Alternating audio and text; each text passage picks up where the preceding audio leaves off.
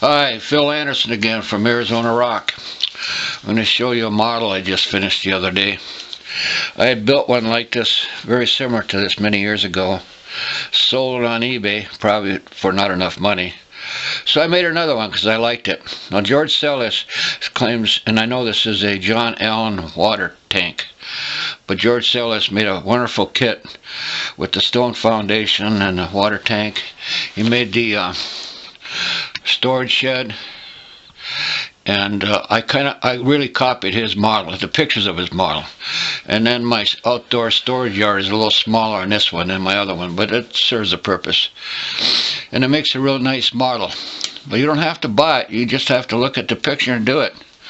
All you have to do is come up with some plaster castings for a stone wall, and you cast them and let them dry and cut them up and glue them together. The tank itself is made from a paper towel roll and real thin scribe siding to go around for the staves.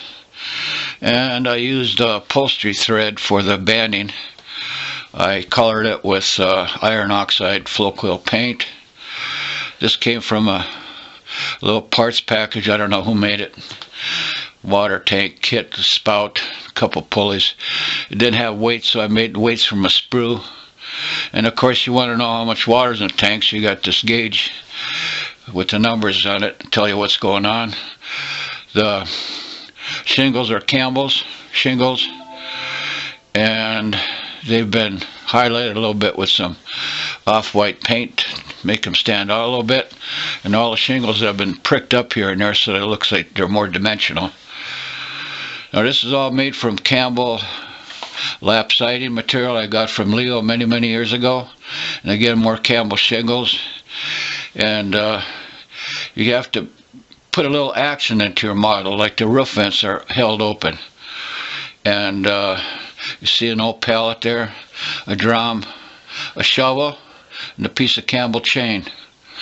And the famous Campbell ladders made out of wood. Now we'll go over here to this part. The water tank has a ladder going up to it, and it's made from brass, real thin brass soldered together. And we got the figures. Here's the hanging freight car brakeman. He's always hanging on to something. Then we have the old man asleep in the chair. And it's real hard to find those Weston chairs anymore. The molds are gone. They don't make them anymore, but I found it on eBay. Then you have a section hand here just idling around. And I always have a cow in the scene. He's curious what's going on. Now we'll go over to the tender. We have the conductor standing there on the tender. He's going to open the hatch and move the train so the spout can be lowered in there to fill it with water. Now I used to have a Campbell coaling station that operated. Therefore I have this tender that will receive coal, my number 3 coal. So I'll just pour some in there so it looks like a believable load.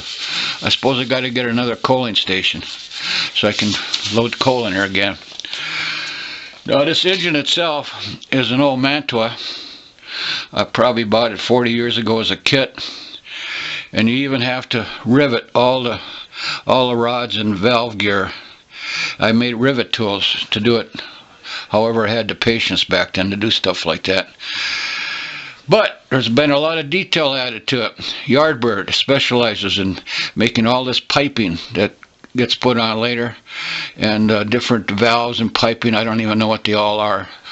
And then we have some sort of a valve or something here. I don't know what they are. This is a sand dome. No, this is a sand dome. It's a Berkshire, which he's provided for me, and I had to do a lot of grinding to put it in there. And you got to have the tubes that come from the dome down to all the driving wheels that get sand. The detail kit also gives you stuff for making number boards and a bell. And this here has a heater on it. What do they call that thing? It's a superheater like a John Allen had on one of his engines. Now I'm going to move this engine back a little bit so you can see the details in the front. I got this sandhouse kit years ago from Will Bostic. It's a company name White River Structures or Models, something like that. It is like, oh man, 25 years ago. I supplied all the sand for his kits, and he gave me a free kit. Now on the roof I have my red cinder for what you call aggregate roll roofing, and it makes a nice model. It looks like it's for a coal country where it gets winter and you have to have stoves or stuff inside to dry and heat the sand up. So it's all an enclosure. When it gets real damp in there, you got like roof hatches you can open up to let the humidity out. And I have that. All now I need is that coaling station. We'll see down the road. I've been telling you people for years how to make this stuff.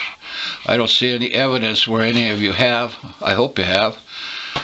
So here's another example of what you can do with just carefully looking at something and then go ahead and make it.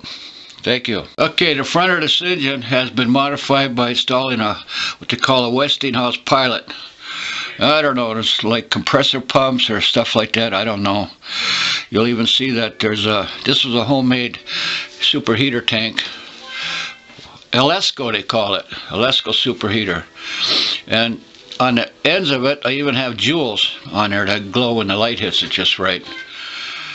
And it makes this engine look a lot more interesting when you add all these detail parts. Like I got them from Yardbird, who specializes in this stuff. Now we're going to go over here and look at the sand house.